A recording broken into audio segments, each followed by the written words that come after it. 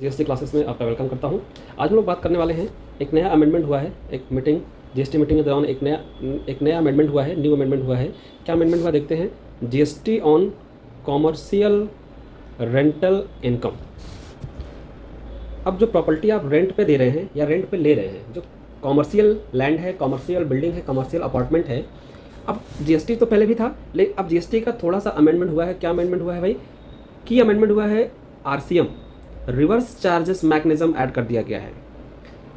GST पहले भी था कमर्शियल अपार्टमेंट, कमर्शियल रेंटल पे, लेकिन वो रजिस्टर्ड पर्सन के बीच ही एग्री कर रहा था, रजिस्टर्ड पर्सन B2B में ही एग्री कर रहा था। बट अब आरसीएम के अमेंडमेंट से इसमें अनरजिस्टर्ड पर्सन भी इन्वॉल्व हो गए हैं। तो एप्लीकेबिलिटी फ्रॉम द 10 अक्टूबर 2024 को ये हुआ है। देखते हैं ये क्या है, ध्यान से देखिएगा, समझ पाएंगे। In sufficient move to the prevent revenue leakage and enhance compliance within the goods and service tax GST framework, the Central Board of Indirect Taxes and Customs issued notification 9/2024 Central Tax Rate October 8। क्या notification है भाई?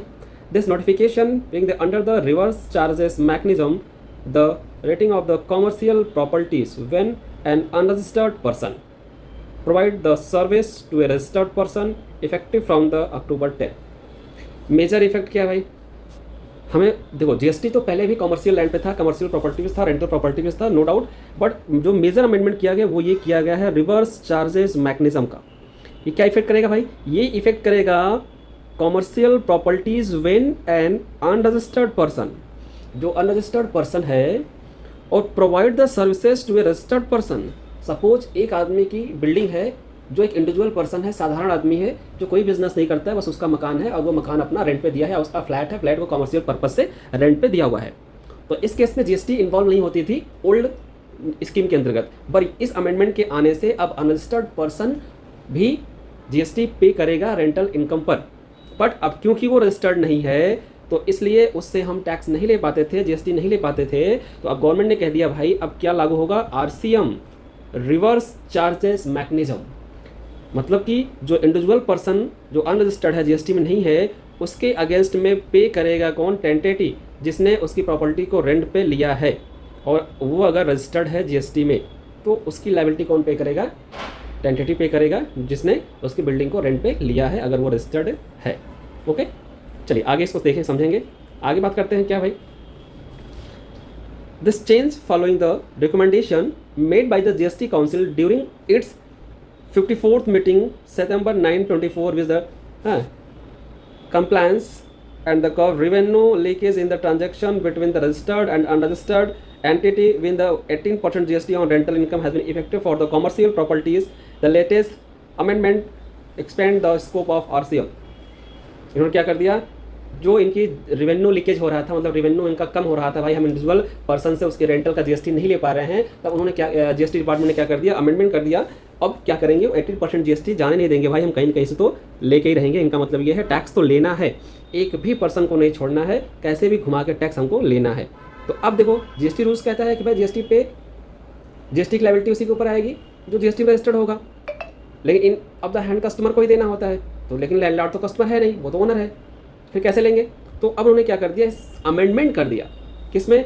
Rental commercial property को इन्होंने रख दिया RCM के अंतर्गत, reverse charges mechanism. भाई आप ये जो लायबिलिटी बन रही है, अब एग्जांपल समझिए, एक छोटा सा एग्जांपल से आप समझ पाएंगे कि क्या गेम गवर्नमेंट ने कर दिया। सपोज कि आपकी कोई प्रॉपर्टी है जिसका रेंट मंथली 1 लाख रुपये आ रहा है, 1 लाख रुपये आ रहा है, बट आप एक इंडिविजुअल पर्सन हो, साधारण आदमी हो, जीएसटी से आपका कोई लेना देना नहीं है दूर दूर तक। बट जिसको आपने प्रॉपर्टी दी है वो बिजनेसमैन है, वो जीएसटी में रजिस्टर्ड है, ठीक। तो जो ये 1 लाख है, इस 1 लाख पे जो जीएसटी एप्लीकेबल होगा वो 18% होगा। तो ये तो आपके रेंटल पे एप्लीकेबल होगा, तो आपकी जो लायबिलिटी बन रही है वो 18,000 बन रही है। लेकिन जीएसटी का सेक्शन कहता है यहाँ पे अनरजिस्टर्ड पर्सन जीएसटी नहीं ले सकता, जीएसटी रिसीव नहीं कर सकता। तो अब क्या होगा भाई? तो जब जीएसटी ये रिसीव नहीं कर सकता इंडिविजुअल पर्सन, लेकिन जीएसटी की लायबिलिटी तो बन रही है, उसको पे कौन करेगा? तो यहाँ पे गेम हो गया आरसीएम, रिवर्स चार्जेस। तो इस लायबिलिटी को कहाँ घुमा दिया गया? टेंटेटी के पास। अब लैंडलॉर्ड के बिहाफ पे जीएसटी कौन भरेगा? टेंटेटी, जिसने उसकी प्रॉपर्टी को रेंट पे लिया है, वो अब इस जीएसटी को पे करेगा। उसी को कहते हैं reverse charges mechanism, RCM means liability किसी और की और भरेगा कोई और। ओके, चलिए आगे समझते हैं भाई इसको हम लोग थोड़ा सा। क्या है गेम समझिए। Tentative can be claim ITC for the amount paid under RCM। Summary chart एक बार समझेंगे, बेटर समझ पाएंगे आप लोग। समरी चार्ट में आप अच्छे से चीज़ों को समझ पाएंगे।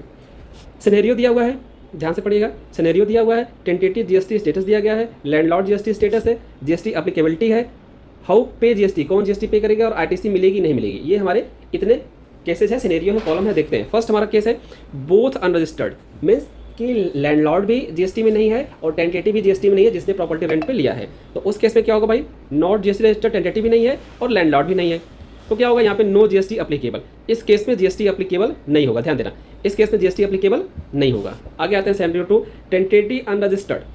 तो जिसने लिया हुआ है रेंट पे आपकी प्रॉपर्टी वो GST में रजिस्टर्ड नहीं है, बट लैंडलॉर्ड GST में रजिस्टर्ड है जिसकी प्रॉपर्टी है।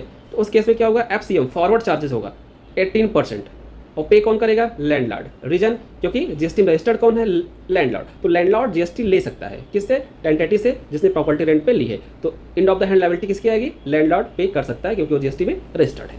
नंबर 3 देखते हैं, बोथ रजिस्टर्ड, दोनों GST में रजिस्टर्ड हैं। तो टेंटेटिव भी GST में रजिस्टर्ड है और लैंडलॉर्ड भी GST में रजिस्टर्ड है।